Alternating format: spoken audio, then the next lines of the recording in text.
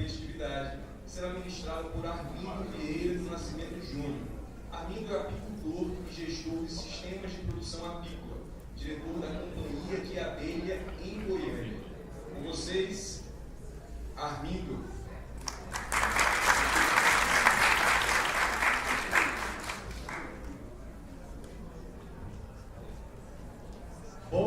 Bom dia ainda. Falta 5 minutos para boa tarde, né? Tudo bem, pessoal? E a fome? Tá grande? Mas vamos esperar, porque vai ter um almocinho do Sebrae aí depois, né? E aí a gente vai ter oportunidade aí para poder bater aquele feijãozinho, né? E aí repor energia. Bom, eu quero iniciar minha fala cumprimentando primeiro esse cara aqui, que é um amigão de muitos anos dentro da apicultura, né? E também todo esse grupo aqui de Alagoas, com quem a gente já teve a oportunidade de trabalhar, né? Aí há alguns anos aí na parte de manipulação e cosmetologia, com os apicultores lá de Delmiro Gouveia, Piranhas, todo aquele grupo aqui do sertão, que foi um trabalho belíssimo que a gente realizou na época aí na parte de desenvolvimento de produtos, né? De produtos manipulados. Bom, pessoal, a gente tem um tema amplo aqui para a gente conversar, mas é um tema que ele é muito rico, né? Ele suscita realmente em cada um de nós uma reflexão muito grande em termos de todo o manejo que a gente vem realizando em cima da apicultura, mas principalmente em função de todos nós no Brasil inteiro estarmos convivendo com um fenômeno chamado seca. Se a seca ela é um elemento que ela sempre fez parte do contexto da apicultura nordestina, ela se agravou muito nos últimos anos exatamente pela intensidade da seca, né? Aqui no sertão a gente sabe que vocês estão convivendo aí já há 4, 5, em algumas regiões até 6 anos, sem ver uma gota d'água. E se não tem água, não tem o semiárido esverdeando, não tem o semiárido florindo, e por consequência a gente tem a colmeia morrendo. Então a gente seguramente devemos ter apicultores aqui dentro aqui, que estão perdendo aí 50%, 60%, 70%, 80%, até 100% do plantel. Estou falando besteira? Isso é uma realidade que todos nós estamos convivendo. E não é só aqui não, né? Hoje a Companhia da Abelha está enraizada no Centro-Oeste, está lá em Goiás, mas lá também a gente conviveu aí praticamente com 3 anos com chuvas abaixo da média e que refletiram e impactaram em perdas grandes de colmeias, em perda de produtividade, em queda de produção, e isso por consequência também no Sudeste. Todos viram aí na televisão, né, os últimos 3 anos aí de falta de água no Sudeste de forma muito veemente, e no sul do Brasil o contrário, um excesso de chuva. Toda a chuva que era para poder cair no centro-sul e no norte e nordeste do Brasil, caiu toda lá no sul do Brasil, onde o pessoal tiveram 14 meses de chuva sem parar. Ou seja, lá também não teve produção de mel por conta de excesso de água, né? Do centro-sul para cima, quebra de mel por falta de água. Então a gente tem convivido aí com todo esse contexto, né? E que leva a uma falta de mel no mercado. Quem tem mel? Estou comprando. Alguém tem mel para venda? Ninguém tem mel para venda. Seja pelo contexto da quebra de safra que tem sido contínua, seja pelo contexto do crescimento e aumento de mercado, ninguém tem mel. E a gente vai conversar um pouquinho sobre isso, vamos conversar sobre tecnificações para aumento de produtividade, vamos conversar sobre metodologias de divisão de colônias, porque os apicultores vão ter que repovoar seus apiários, porque nem enxameação está tendo. Se não tem abelha no meio do mato, como é que ela vai crescer e vai enxamear? Então a gente vai ter que partir para a tecnificação de repovoamento. E tem como fazer isso? Tem como fazer isso. É processo tecnificado, envolve trabalho pra caramba, mas o apicultor é bicho guerreiro. O apicultor é igual a abelha. 6 da manhã até 6 da tarde está trabalhando o tempo todo e de noite está pensando em abelha, né? Todo mundo que vive de abelha acorda tomando café com abelha, almoça com abelha, janta com abelha, dorme com abelha, né? É o dia inteiro pensando em abelha, né? Vamos lá, próximo slide. Gente, Para a gente falar um pouquinho, a gente tem que entender um contexto do porquê que é que o mel brasileiro ele tem vivido um incremento tão grande pela demanda pelo produto e a gente compreender também por que é que essa demanda tem se refletido em um aumento do valor que o apicultor recebe pelo quilo do mel que ele produz, né? Se aí há 3, 4 anos a classe apícola estava convivendo aí com mel sendo pago ao produtor na faixa aí de 3, 4, 5 reais o quilo, e hoje o mercado vem trabalhando aí na faixa aí de 10, 11, 12 reais o quilo, por que será que aumentou tanto o preço desse produto aí nos últimos anos? Será que é só dólar?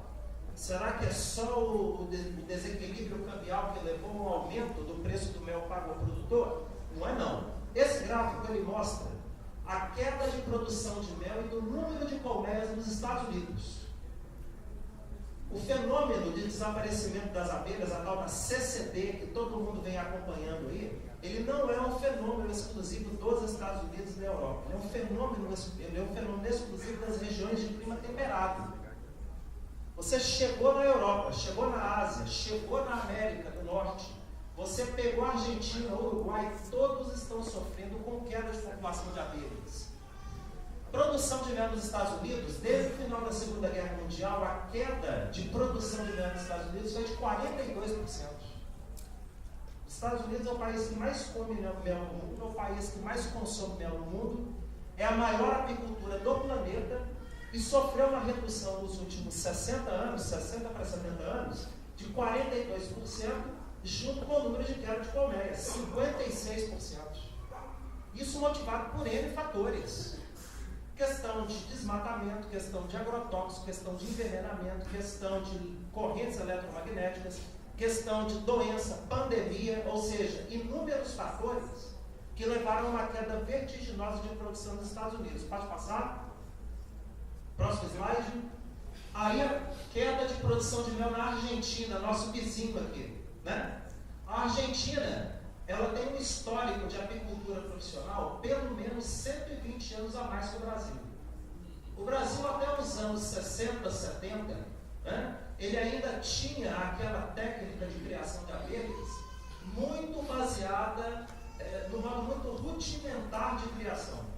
Né? Até os anos 50, 60, 70, aquele período ali de introdução das abelhas africanas, a gente tinha aí toda uma apicultura baseada numa certa técnica, até meio que a gente pode dizer nômade. Era o cara colocando um melzinho na cabeça, queimando um paninho lá, indo abrindo o balaio, retirando o mel de abelha, colhendo o mel de abelha, e era dessa forma. Foi no final dos anos 70 para 80, quando entraram várias instituições de pesquisa do país, é que se incrementou de fato a apicultura tecnificada. Até os anos 70 não havia, exceto no sul do Brasil, não havia apicultura com colmeia, com fumigador, com equipamento de beneficiamento. Né? Não havia nada disso. A apicultura era uma atividade realmente onde ela não era nem feita como apicultura, era extrativismo. Era extrativismo.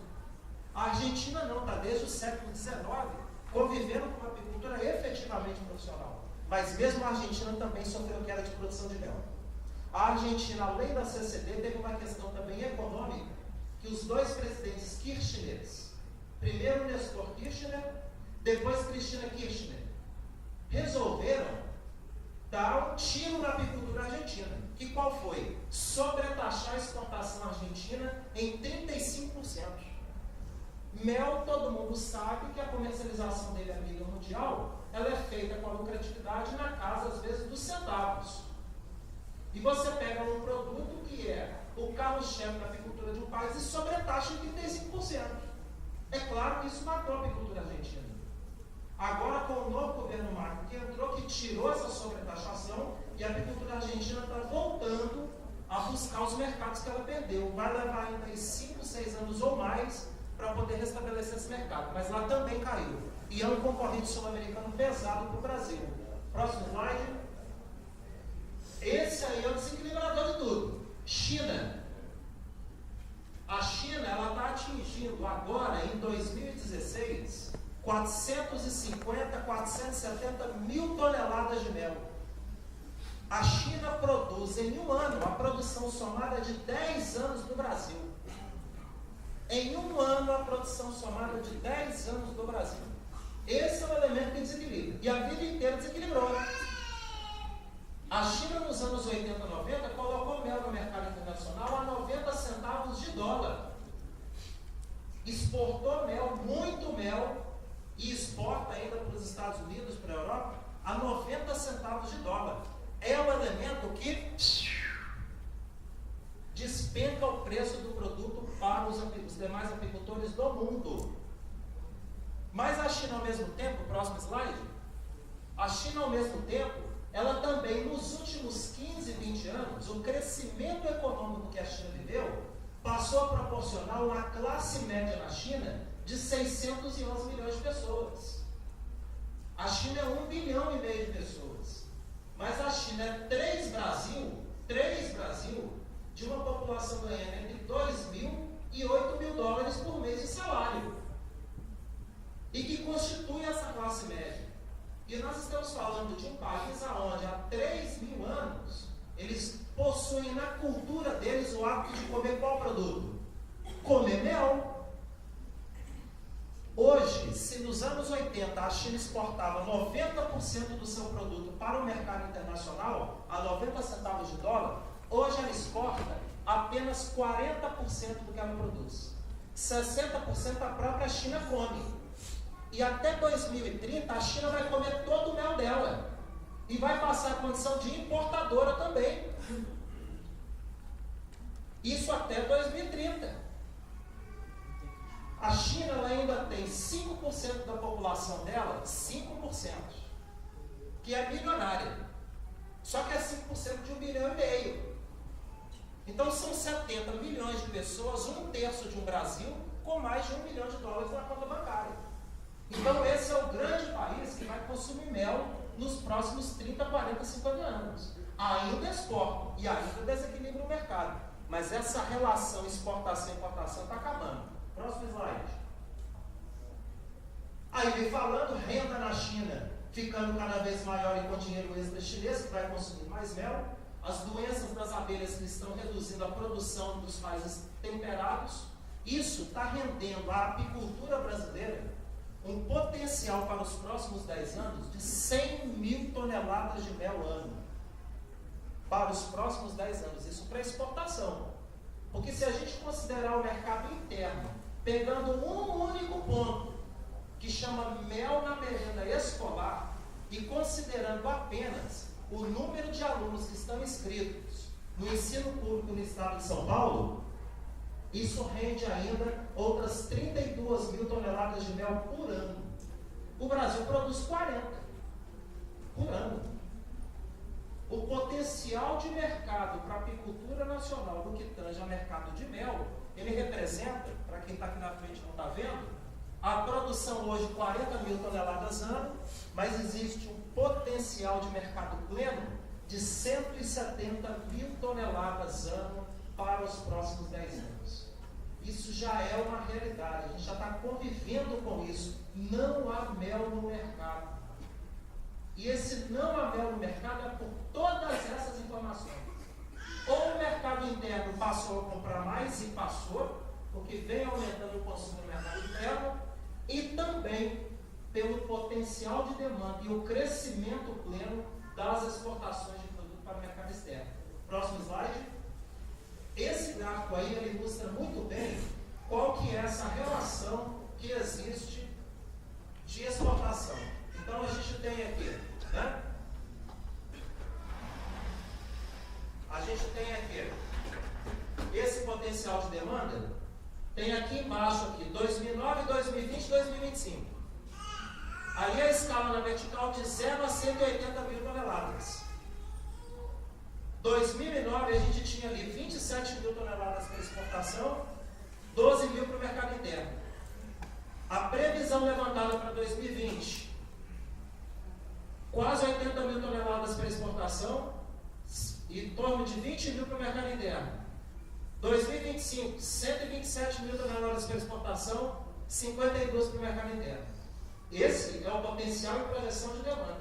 A gente já está vivendo a curva desse gráfico. porque a gente está em 2016.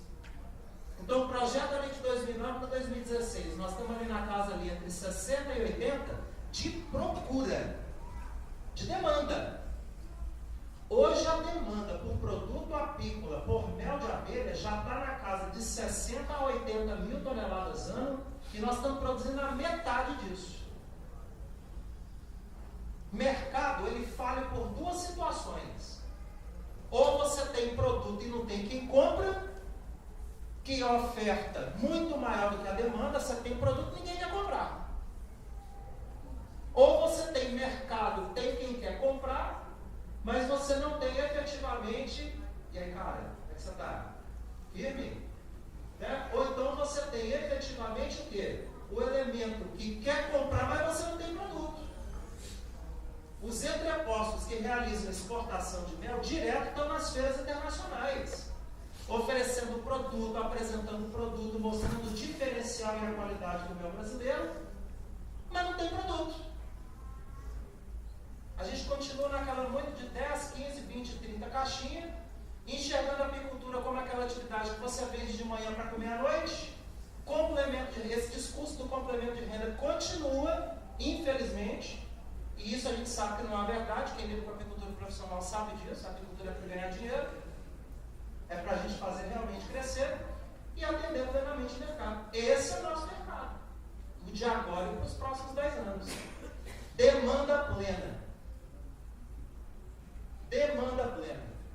E é aí que a gente tem que começar a pautar o nosso trabalho, no sentido de buscar a recuperação das nossas abelhas, pelas secas sucessivas que mataram os enxames, pelos envenenamentos que no centro e sul do país estão matando tudo quanto é abelha. Reginaldo que acompanha a apicultura aí para baixo junto com a gente, o bicho está pegando, né? A gente recuperar todo o nosso plantel e a gente aproveitar de toda a flora brasileira para poder produzir muito mel, viabilizando assim as áreas de conservação ambiental, que é uma grande demanda que a gente precisa gerar hoje para o planeta. Então, tudo está interligado. Próximo slide. Esse é o nosso gargalo aí, a produtividade. Né? Você pega ali o Brasil ali, está um pouquinho mais de 15, está aí na faixa de 17, 18. 17, 18 quilos de mel por colmeia ano. Estados Unidos 30, México 25, Argentina 35 a 40, China 50 quilos de mel por colmeia ano. A Austrália, com incríveis 120 quilos de mel por colmeia ano, um país que 4/5 do território é deserto e que tem uma produtividade dessa. Todos os outros países citados ali em cima, exceto o Brasil e o México, Estados Unidos, Argentina e China, que tem produtividades elevadas, passa 6 meses de inverno debaixo de neve. E aí tem os outros 6 que é a primavera e verão que produz mel, que tem produtividade no Brasil. Aqui a gente tem flora, água, chuva, calor, sol, que a abelha gosta, a abelha africanizada, DNA dela é calor, adaptado para isso, né? E a gente tem uma produtividade de 10 e 15 quilos de mel por colmeia. É brincadeira! Então tem um trem errado. Próximo slide. E esse trem errado é o que a gente tem que ver. O momento da cadeia do agronegócio apícola chegou. A demanda interna e externa já é uma realidade. Para a gente que está na apicultura desde 83, eu comecei com 8 anos de idade. Estou na apicultura há 32 anos, eu tenho 41 anos. Eu estou na apicultura desde os meus 8 anos. A vida inteira eu vivi de abelha. Oi? Começou com quem? 8 anos? 8 anos? 8 anos foi com o professor Francisco Schmidt, lá em Mateus Leme, Minas, rapaz. Um professor alemão, que era criador de abelha europeia pura, e ele ainda falava, brincava assim, apicultor que é apicultor não usa luva. E aí eu fui nessa, né? Eu com 8, 9 anos, então se apicultor que é apicultor não usa luva, então vamos sem luva, né? Então vamos embora, 8, 9 anos. Mas no primeiro trabalho de abelha eu tomei umas 80 ferroadas, rapaz. A mão ficou toda inchada, eu fiquei 2 dias no hospital. Eu menino, né, pô? Fiquei com um franzelinho. Hoje não, a gente cresce e tal, fica, né? Cria mais pança, fica mais careca, o bicho pega, né? Mas naquela época foi 2 dias no hospital, o bicho pegou, cara. Mas certo é, gente, que há 30 anos o setor está esperando isso aí, né? O Brasil ele viveu muitos ciclos de demanda e oferta, culminou com o embargo de 2006.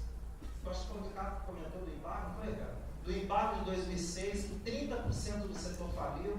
Depois vieram as normas de rastreabilidade, de controle de pontos críticos, que foi colocado bem pela doutora Liz, né?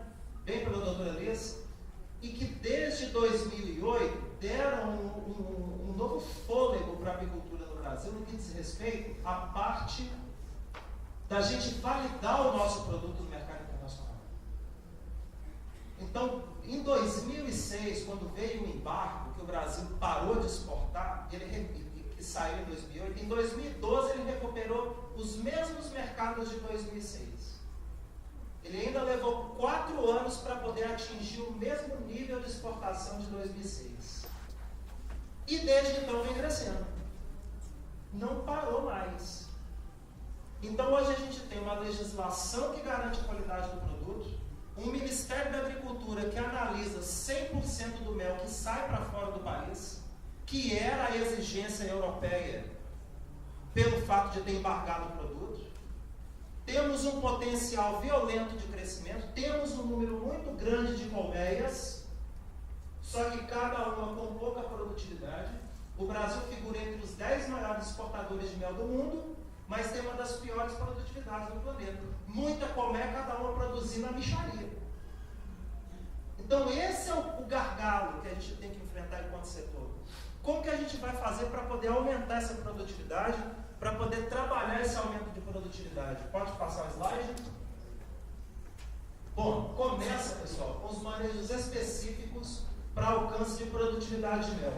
Na entre-safra, que é o período aqui da seca, a gente entrar com os processos de alimentação de subsistência ou estimulante para divisões massais. Né? O que é divisão massal? É você dobrar, triplicar ou até quintuplicar o número de colmeias a cada 60 dias via divisão artificial com superalimentação de colônias e introdução de rainhas selecionadas melhoradas. A cada 60 dias, você entrando corretamente a alimentação e você entrando com material genético adequado, que diz respeito à rainha selecionada, você dividir e introduzir rainha e entrar a alimentação, o enxame ele, em 60 dias, ele está restabelecido, pronto para ser dividido novamente ou para entrar em processo de produção. Agora, tudo isso tem que ser feito de forma balanceada, equilibrada, usando o alimento correto para você chegar nisso, usando o material genético correto para poder criar isso. E é isso que a gente vai comentar com vocês. Pode passar o slide? Na safra, a gente tem que realizar o sequenciamento da colônia. O que é o sequenciamento da colônia? Ele envolve 3 manejos. Troca de favo velho. Tem apicultor que não troca favo nunca. Você abre a coleta, aquele favo preto, que a rainha já não está botando nada, que ela tenta enfiar o abdômen dela, o alvéolo já está todo irregular, e o cara quer que a colmeia cresça com favo velho. Não troca nunca. O outro manejo, a alimentação estimulante ao crescimento da colônia. A gente está aqui no Nordeste, a gente que acompanha a apicultura do Nordeste há muitos anos, infelizmente, nós temos escolas no Nordeste, institutos federais, que orientam que a abelha não pode alimentar. Eu não sei se isso é uma realidade aqui em Alagoas, mas um pouco mais para cima do Nordeste é. Então, beleza, chega o período da seca, a abelha vai viver como? Lá em Goiás, nós temos lá 6 para 7 meses de seca. Se não fizer silo para poder alimentar o bezerro e alimentar a vaca, ela morre. E a abelha é um animal. Ela faz parte do reino animal. Se ela não comer no período da fome, vai morrer. Perder uma colmeia de abelha é o mesmo que perder um bezerro. Perder uma colmeia de abelha é o mesmo que perder uma vaca que dá muito leite. Você perdeu a abelha, você está perdendo o que há de mais precioso na sua propriedade. Então a gente precisa cuidar. Tem como alimentar e a gente vai falar sobre isso. E troca de rainha velha esgotada. Né? A rainha, gente, isso é trabalho do professor Kerr de muitos anos. A rainha dá 8 meses, ela começa a falhar a postura dela. Com 12 meses, ela está botando apenas 50% da capacidade total de postura dela. Com 2 anos, a rainha está esgotada. O cara às vezes alimenta, ele abre ali a colmeia, ele levanta o quadro, aplicando alimento e a rainha não responde em postura. O enxame não sai nunca do lugar. Fica aquele trem, igual o carro que não pega, não vai. Então, se não efetuar a troca da rainha, para entrar com material genético novo, de qualidade, selecionado, que vai botar muito e que vai responder em produtividade depois, quando vier o período do mel floral, você não vira sua colmeia em produtividade. Então, esses 3 pilares é que fazem parte de uma apicultura realmente para a gente poder colocar para desenvolver. E isso é a grande dificuldade que o apicultor tem. Os últimos 10, 15 anos se primou muito pela montagem e distribuição a partir de projetos de colmeias, de suporte, de roupa, de equipamento, de centrífugo, de decantador, de mesa, de tudo, mas não se primou pela questão da tecnificação do apicultor, de como ele transformar a apicultura dele efetivamente numa atividade profissional. Então se colocou muito material e muito equipamento na mão do apicultor, mas e aí? Os manejos continuaram os mesmos. No que a gente evoluiu de fato em termos de aumento de produção? Pode passar o slide? O entendimento do sequenciamento para a geração de abelhas, ele parte do princípio do seguinte: quando uma abelha nasce, a abelha nasceu. Aí a veia botou o ovo, a larva desenvolveu, cria 9, 3, 9, que é uma cria madura, nasceu. Deu o primeiro dia do nascimento dela. A abelha, ela já nasce trabalhando. Os primeiros 3 dias é faxina. A abelha chega no alvéolo, né, e vai fazer limpeza, enfia a língua dela e as patas lá dentro.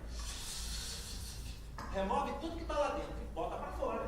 Depois ela pega uma camada fininha de própolis e revolve todo esse alvéolo.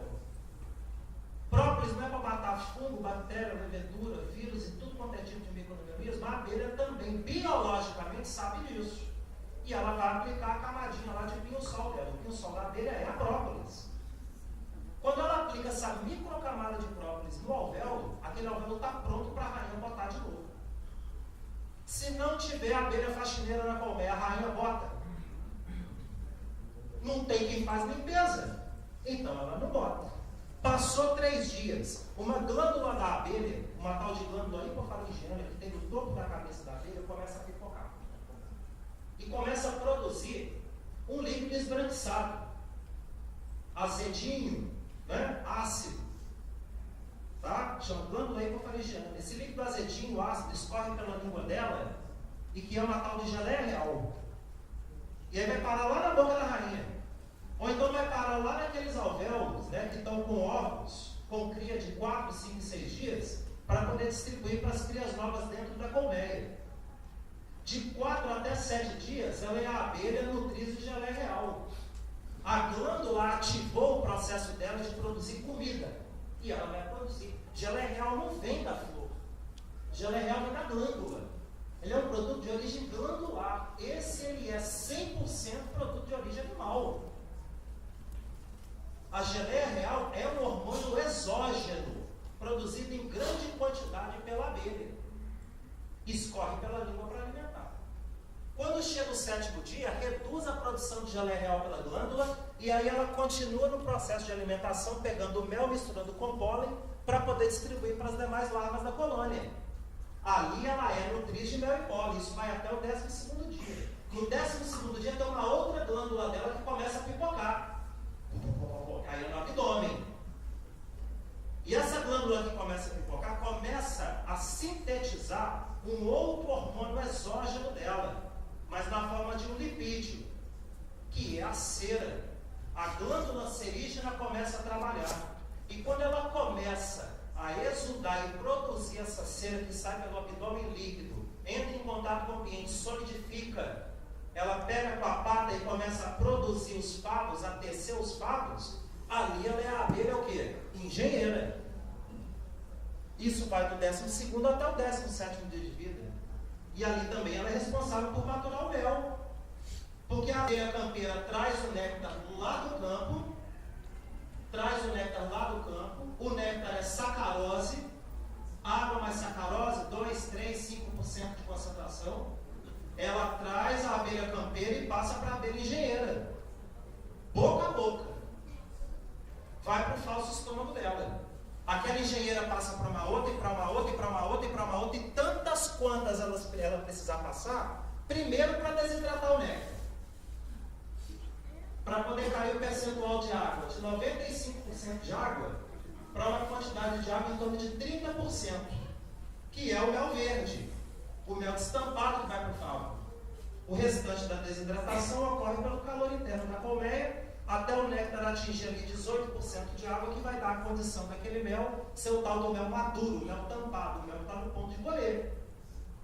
O outro trabalho que é feito lá no estômago da abelha é o de quebra da sacarose. Estômago não tem enzima, então lá tem uma tal de sacarase, que eles chamam também de invertase, e que vem quebrando essa sacarose em glicose e frutose.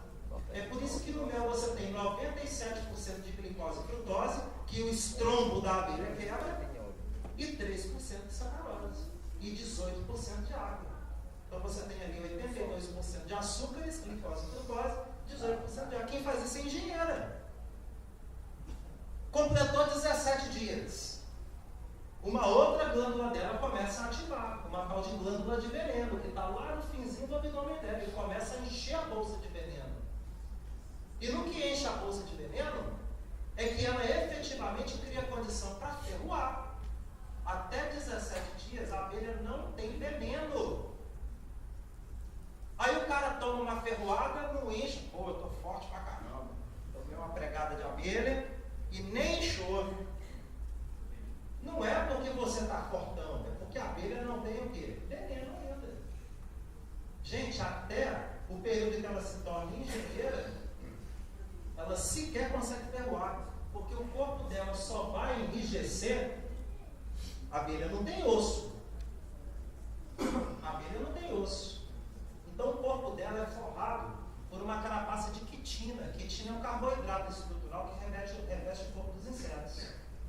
E a abelha também tem essa quitina. Até 12 dias de vida, a quitina dela é molinha. Quem aí que já tomou a ferroada de abelha que teve a percepção que o ferrão não entrou? Ou que a abelha escorregou, alguma coisa assim? Todo mundo já deve ter tido essa experiência. É porque o corpo dela está mole. Até 12 o ferrão dela está mole, até 17 nem veneno tem. Mas quando enche a bolsa de veneno, ela é sentinela. Ela é sentinela e fica lá na porta da colmeia. Vem uma campeira trazendo comida, ela está ali averiguando, ela só dá uma encostadinha, pode passar, sai daqui. Vem na outra, pode passar, sai daqui. Aí por uma situação qualquer, vem uma campeira que é de outra caixa. Vem uma campeira que é de outra caixa, às vezes o apicultor ali mexe com a fumaça, tudo a vida engana dentro da caixa. E aí chegou na porta da colônia, opa, você não é daqui não, tá? Não é daqui não, já chegam outras 5, 6 abelhas junto, que são sentinelas também, né? E aí quando a polícia para a pessoa na rua, a primeira coisa que a polícia faz é o quê? Não é o baculejo? É ou não é verdade? Então vai dar um baculejo naquela nutriz, naquela campeira. E ó, ah tá, você tem mel e pólen aí, tá trazendo comida? Então para passar. Se não tiver mel e pólen, daqui para trás, daqui você não entra. Isso é função da sentinela. Proteger a colônia, inclusive de predador. Qual que é a situação em que a sentinela vai usar o ferrão dela para poder defender a colmeia? Quando ela encontrar um predador que é maior do que ela não dá conta de se defender. Ela vai usar o ferrão dela. Completou 21 dias. Deixou o trabalho de sentinela e vai para o mato. Aí é água, mel, pólen, própolis. Porque se ele já é real, é do corpo dela. Aí é que ela vai trabalhar de fato no meio do mato. Se faltar em faxineira, a rainha bota? Não bota. Se faltar nutriz, a rainha bota? Não bota, não tem abelha para poder alimentar filhote. Se faltar engenheiro, a rainha bota?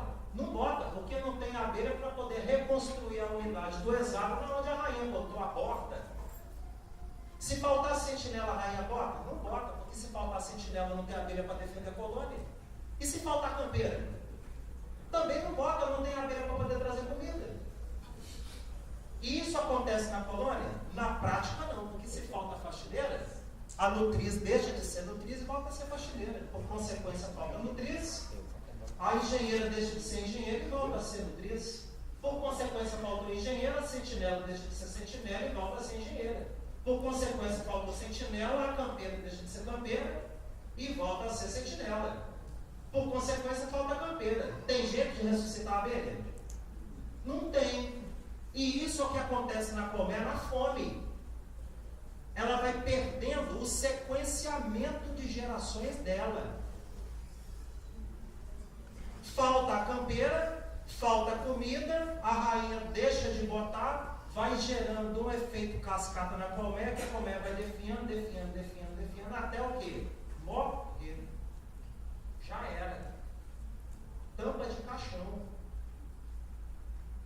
E é aí que o apicultor tem que estar preparado, porque ele precisa chegar à safra do mel com a colmeia com sequenciamento completo. Se ele não chegar com sequenciamento completo, formado, as gerações de abelha equilibradas, e uma população mínima de 40 mil abelhas, que é a população que equipa um ninho da colmeia de 10 quadros, não vira produção de mel.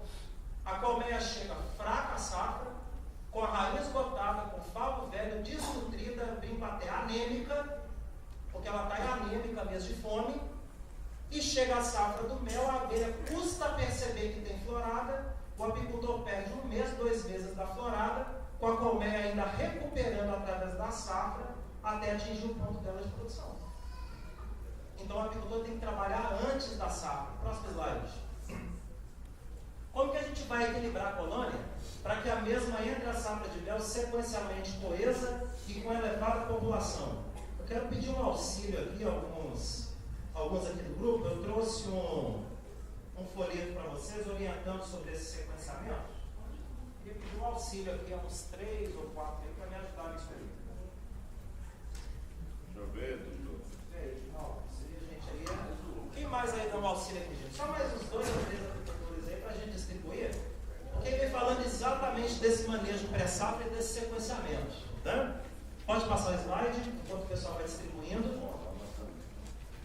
Gente, quando a gente vai iniciar o processo de recuperação da colônia, isso vai durar um prazo de 60 dias. Por que a gente vai durar esse prazo de 60 dias?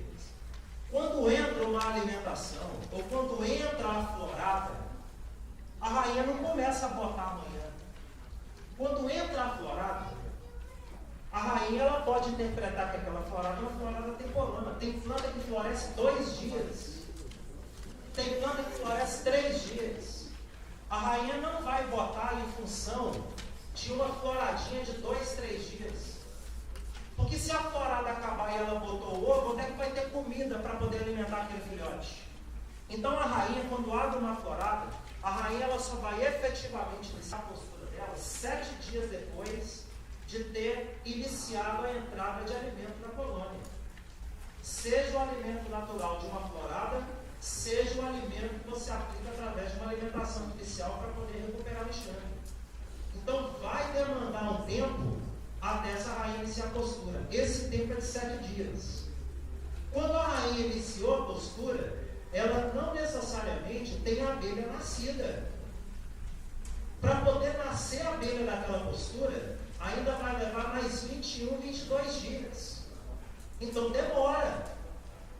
Uma vez que começou a nascer a abelha, não é a abelha campeira, ela ainda é a abelha faxineira, ela ainda vai levar 21 dias até atingir o ponto dela de campeira.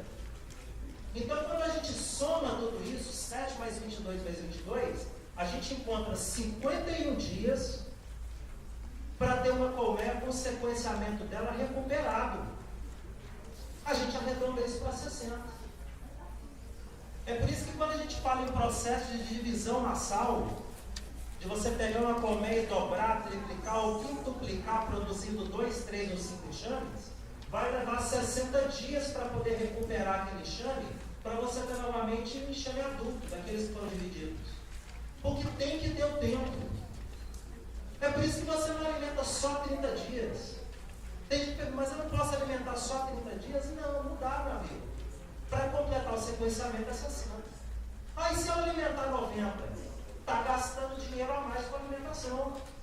Não há necessidade de entrar 60 dias a mais, porque você já vai estar consumindo uma geração de abelha que não vai estar dando nenhum resultado em termos de produção e produtividade. Então é 60 dias. Aí que a gente alcança realmente o crescimento da colônia. Próximo slide. Quanto de alimento que a gente vai aplicar? E é isso que está aí na folha que eu passei para vocês, né? Da quantidade de alimentação que vai ser aplicada. Então tem aí, ó. Manejo técnico na pré-safra. O que é pré-safra? São 60 dias que antecedem a principal safra. Tá? Normalmente a chuva ela vem para o agreste do semiárido, meados ali de dezembro, janeiro. Não é fixo, igual ocorre, por exemplo, no sudeste e no centro-oeste, que a gente tem uma data certa. Aqui varia mais do que lá. Mas a gente sabe que é meados aí de dezembro e janeiro, que é quando vem a chuva do sertão, abre ali seus 3, 4 meses de florada. Vamos considerar 15 de dezembro. Então o apicultor ele vai iniciar o manejo dele de recuperação da colônia em meados de 15 de outubro. Porque aí ele vai ter 15 de novembro, 15 de dezembro, 60 dias. Nesses 60 dias ele vai fazer a aplicação de alimentação para poder recuperar aquele enxame daquela condição de desnutrição, daquela condição de ausência de postura da rainha, daquela condição de enxame muito fraco, para constituir uma supercolônia para a produção. Então vai entrar aí 700 gramas de açúcar, mais 300 ml de água, de 7 em 7 dias, 1 a 3 litros. 250 gramas de ração sólida, pasta proteica, ou 5 ml de promotor hélio por litro de xarope com frequência de 7 em 7 dias. Então você pode entrar a ração seca por colmeia. Por colmeia, tá, gente? Então você pode entrar a ração seca balanceada, que várias empresas do Brasil desenvolvem. Você pode entrar o pó de pólen, no caso dos apiários que tem o registro orgânico, você pode entrar o pó de pólen como substituto. E você pode também entrar o promotor hélio, que é o aminoácido líquido, que você vai entrar 5 ml por litro de xarope para aplicar para a abelha. Aí você vai ter uma simulação de florada. Para armazenar ou para produzir mel? Não. Para poder fazer com que a colônia estabeleça um processo de crescimento da população e de restabelecimento do sequenciamento. Restabelecimento das gerações de abelha e da população de abelhas. Isso é alimento, que vai ser aplicado durante 60 dias, vão ser 8 aplicações. Troca da rainha. A rainha não vai ser trocada de cara. Se você pega um enxame que está ali desnutrido e falar, a primeira coisa que eu vou fazer é trocar a rainha, ela vai matar a rainha. Não se introduz, não se troca a rainha de um enxame com fome. Porque aquela rainha nova que você introduzir, ela vai atribuir aquela condição de fome a uma situação biológica causada pela rainha. A rainha estranha. Ela mata a rainha. Então você tem que aplicar 15 dias de alimentação. Aplica a primeira dose, aplica a segunda dose. Quando for para aplicar a terceira dose, é que você troca a rainha, porque você deu o mínimo de nutrição para ela. Aí você pega aquela rainha esgotada e introduz uma nova. A rainha esgotada, ela tem que ser orfanada, retirada da colmeia 48 horas antes da introdução da nova. Então você vai até a colmeia, utiliza das técnicas de encontrar a rainha, normalmente a que a gente usa mais é a da peneira, não sei se vocês conhecem. A gente pega um ninho vazio sem quadros do lado da colmeia, coloca uma tela excluidora e um outro ninho vazio. Vai retirando os quadros da colmeia e vai balançando, né, Reginaldo? Nós devemos ter usado muito essa técnica. Você vai balançando na peneira, as abelhas vão passar da tela excluidora. Qual que é a única abelha que vai passar? A rainha. Você está lá balançando, pegando a caixa, opa, a rainha, já pode meter a mão nela e pegar. Tem gente que tem medo de pegar a rainha. Pega a rainha, gente. Pega, normal, ó. Pegou a rainha, tranquilo. O bicho não vai morder não, mesmo porque ele não tem dente. Vai ficar tranquilo que não vai morder. Pega aquela rainha esgotada, guarda dentro, você não vai matar de cara não. Pega aquela rainha esgotada, guarda dentro da gaiolinha da caixa de fósforo. Se você tiver um número grande de colmeias todas numeradas, você tem que identificar isso. Colmeia 356, escreve lá na gaiola 356. E vai embora para casa com aquela rainha. Bota uma bolinha de cândido lá dentro, para a rainha não morrer, e vai embora para casa. 2 dias depois, volta no apiário, com a rainha velha e a nova. Pega a rainha velha, mata a rainha velha, esfrega as vísceras dela na gaiola da nova, ela adere o cheiro totalmente àquela rainha nova, adere totalmente o cheiro da rainha velha, e aí você pega e faz a introdução na colmeia, colocando a gaiolinha no cantinho do quadro. As abelhas nutrizes vão chegar junto daquela gaiola, vão começar a roer o cândido. Na hora que a abelha nutriz olhar para dentro da gaiola, vai ter uma rainha aqui, ela já vai enfiar a língua dela lá dentro, através da tela. Na hora que ela enfiar a língua dela lá dentro para poder dar geleia real para a rainha, sua rainha tem que produzir. Sua rainha tem que produzir. É claro que falando aqui em teoria parece um negócio complexo. Na prática, é uma coisa prática e simples de ser feita. E bonito de fazer. O trem é bacana demais. Você esfrega as vísceras, né? As nutrizes vêm chegando, lampendo as vísceras ali, já vê a rainha, já dá comida para ela tomar. E vai continuar a alimentação, porque você está com a terceira aplicação. Agora com uma rainha nova, doida para botar. Ela não nega fogo, ela encontra um lugar, ela bota. Vem no outro, bota. Vocês vão ver aqui as fotos que eu vou mostrar para vocês de favo forrado de cria madura de cima a baixo. Aí vem o terceiro manejo, que é qual manejo? A troca de favo velho. Troca de favo velho você efetua uma única vez no dia da aplicação da primeira alimentação. Você chegou no primeiro dia da alimentação, chegou na colmeia, pega tudo quanto é favo que tenha resto de armazenamento de mel, resto de armazenamento de pólen, e favo que está velho, abandonado, favo vazio, arranca tudo fora. Você só vai deixar quadro com filhote. De 10 quadros que estão ali no ninho, vai sobrar 3, 4 com filhote. No máximo. O enxame está desnutrido, está com fome. Eu tive um enxame que há alguns anos atrás, que eu tirei deles, quando eu comecei a fazer desse manejo, sobrou 2 favos com filhote, teve um que sobrou 1. O enxame estava fraquinho. Entra tudo com cera velada.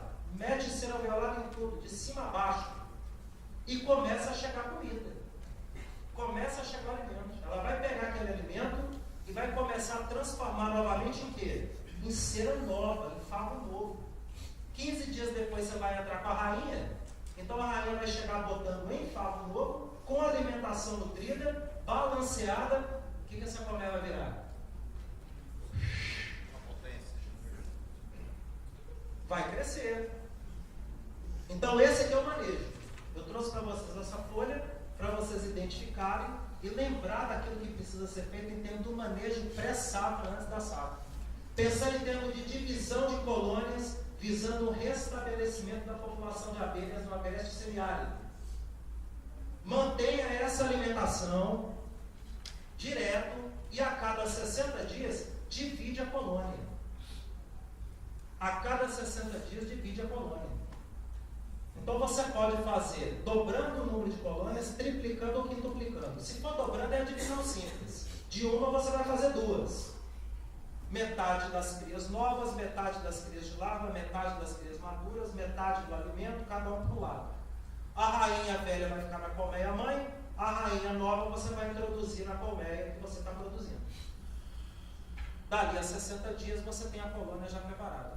Na realidade até menos, porque com essa carga de alimentação, em 30 dias, colmeia mãe e colmeia filha está pronta para ser redividida novamente. Em 30 dias. A divisão de você triplicar é a de 3 cheiros. Tenho 3 colmeias fortes. Das 3 colmeias fortes, coloco o núcleo aqui atrás. Vem na primeira colmeia, um quadro repleto de abelha, repleto de cria fechada, sem rainha. Introduz aqui no núcleo. Segunda colmeia, quadro repleto de abelha, repleto de cria aberta, para o núcleo, sem rainha. Terceiro, um quadro cheio de alimento, cheio de abelha, sem a rainha, vem para o núcleo. 3 cheiros. Se você mistura 2 cheiros, dá briga. Mas se você mistura 3 cheiros, vira uma mistura de um cheiro que não é comum em nenhuma das 3. Elas se aceitam. 48 horas depois, pega uma rainha e introduz naquele núcleo. Mas você puxa o quadro do meio, né? O quadro, às vezes você vai encontrar um quadro que tenha prioritariamente cremadura mais no canto. Independente de ser do meio ou da ponta, você pega esse padrão. Cria fechada, cria aberta, alimento. Se você quiser ainda dar um reforço a mais de população, pega mais um quadro de cada uma delas, só para balançar as abelhas, para formar um enxame bem parrudo. E você pode fazer mais, produzir mais de um enxame nesse método. Então, de 3 enxames você tem 30 quadros, você pode fazer 10, cada um com 3, introduzindo rainha. Sempre partindo do princípio de introduzir rainha. Para quê? Para você começar a alimentação e ele já começar a crescer imediatamente com a rainha botando. E o outro método é o demarrer, que é o mais complexo deles, mas também é o... 4 dias depois, introduzir a quadrilha. Como é que é? Introduzir a rainha em quadrilha. Introduzir 48 horas depois. Se você introduzir na hora, o que nós vamos fazer com a rainha? Vai matar a rainha, ainda não está órfã. Tem que passar o cheiro da rainha antiga. E o outro método é o demarrer, que de 1 você faz 5. De uma única colônia você faz 5. O método de demarrer, você tem uma colônia forte, você tem que constituir ninho mais sobreninho, 2 câmaras de postura, né? Então você vai ter ali 20 quadros, e esses 20 quadros você vai constituir 5 enxames com 4 favos. Você tem um primeiro ninho, onde a rainha vai ficar reclusa naquele ninho, tá? Por cima daquele ninho você vai colocar uma tela excluidora. No que você colocou a tela excluidora, você vai começar a distribuir, tanto no ninho embaixo, que vai ficar com a rainha, quanto nos outros 4, um quadro de cria madura, um quadro de cria nova, 2 quadros de alimentos, que estão com armazenamento de alimentos. 4 no ninho e outros 4 em cada um dos sobreninhos. 5 sobreninhos. Por que está com a tela excluidora? Para você garantir que a rainha fique no ninho. Aguarda 24 horas, 24 a 48 horas. As abelhas, elas vão fazer o quê? Elas vão se distribuir ao longo daqueles 20 quadros, mas agora na vertical. Então você vai fazer uma divisão, não é só dos filhotes da colmeia, mas você vai fazer uma divisão também por igual das abelhas da colmeia. 48 horas depois, à noite, pega ninho por ninho, vai estar a população distribuída igualmente nos quadros, tá? Pega ninho por ninho, atribui cada um desses ninhos a um fundo e uma tampa, coloca dentro de um carro, porque aí a colmeia não pode ficar no mesmo apiário, e leva essas colmeias para um novo apiário. Porque se ela ficar no mesmo apiário, a campeira vai voltar para a colmeia original. E a ideia do demarrer é você dividir também as campeiras. No mínimo 3 quilômetros. Tá? Aí você levou para o novo apiário, 48 horas depois introduz quem? A rainha. E comida nela para crescer de novo. Então, gente, é aquilo que a gente comenta direto nos treinamentos, nos cursos que a gente dá, nós falamos. A abelha é o mais fácil. Com toda a crise de abelha, mortandade de abelha, envenenamento de abelha, está acabando com a abelha, está mesmo, o bicho está pegando. Tá? Mas o apicultor que conhece a tecnificação de visão, ele arruma a abelha fácil. A abelha é o mais fácil. Todo apicultor é um para-raio de abelha. O difícil não é a abelha, é você saber que cada abelha que você tem na sua colmeia, que você tem no seu apiário, é um suporte, uma colmeia, 1 quilo de cera, 3 a 4 melgueiras, cobertura. Então, o pesado para o apicultor não é arrumar abelha, é comprar material. Esse é que é o gargalo financeiro para o apicultor que quer trabalhar. É aí o ponto que a gente tem que pegar. Tem a outra opção, que é a alimentação também em coxo, tá? Um apiário com no mínimo aí 30 colmeias, não dá para ser com menos de 30, senão você vai alimentar a abelha do mato, e aí você vai estar gerando concorrência, né? Então tem que ser no mínimo aí 30 colmeias, 7 litros de garapa de cana, com 1 quilo. Isso, 7 litros de garapa de cana, risca aquele 1 quilo ali, que ali está errado. De 3 em 3 dias, como? Vou dar 210 litros de garapa a cada 3 dias. Isso para o enxame também crescer. Quem tem opção de cana, por exemplo, quem está aqui mais no litoral, ou mais aqui na zona da mata, tem opção de cana. Então faz o coxo coletivo e estabelece. Passa o próximo vídeo, próxima tela, por favor. Esse aí o coxo para colocação de ração e aqui embaixo um coxo para alimentação coletiva. Próximo, aí o arracionamento que é colocado, pode colocar um pó de pólen assim também, que a abelha também vai, tá? Pode passar. Aí o coxo coletivo com alimentação com garapa, pode passar. Aí o sistema de alimentação interna com alimentador dolito de plástico injetável, que é a técnica muito usada na Argentina para alimentação. Esse alimentador ele só tem o RS, tem um alimentadorzinho caro, né? Ele é puxado o preço dele, mas é muito bom alimentador. Pode passar? E aí tem um vídeo que é alimentação coletiva no coxo. Clica no centro, por gentileza, com o mouse para abrir o vídeo.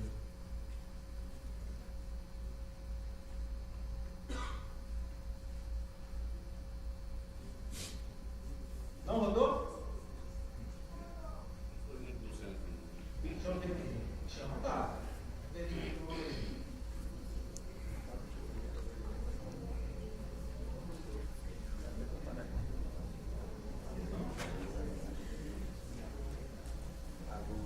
Só um segundinho, pessoal. Parece que agora.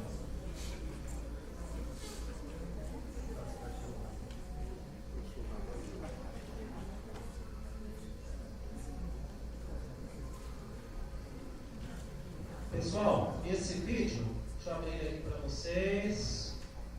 Deixa eu abrir aqui direto aqui no pendrive, que aí ele vai.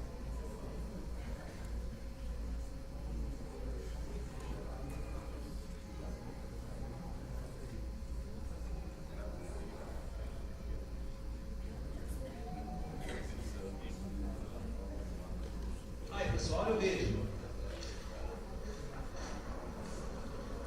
Isso aí nós estamos falando de 4 milhões de campeiras coletando simultaneamente. É colocado esse extrato para a abelha pousar no estrado, beber o alimento, levar para a colmeia, levar o carboidrato para a colmeia e não morrer afogada. Né?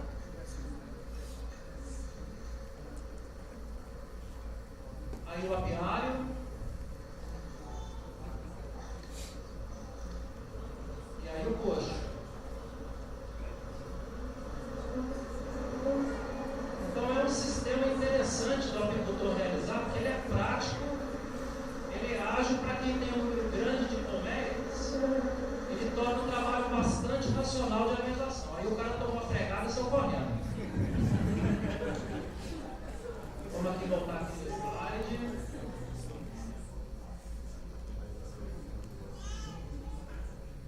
O próximo aqui, pessoal, é o sistema de alimentação. Vamos ver se aqui vai agora.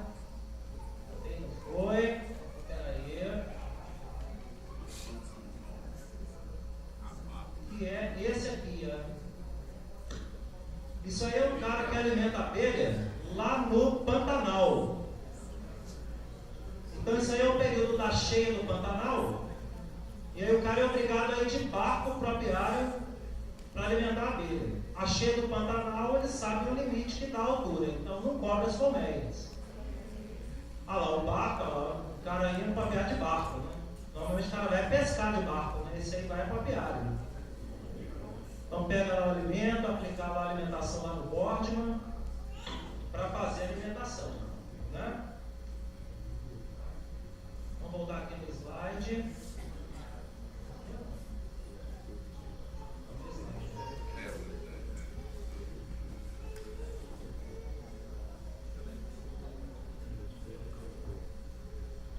Pode passar. Então, pessoal, a troca de rainhas novas selecionadas, troca de rainhas esgotadas por novas selecionadas, né? É comprovado o aumento de produtividade pela boa genética selecionada da rainha por desempenho esperado de progênio. Então,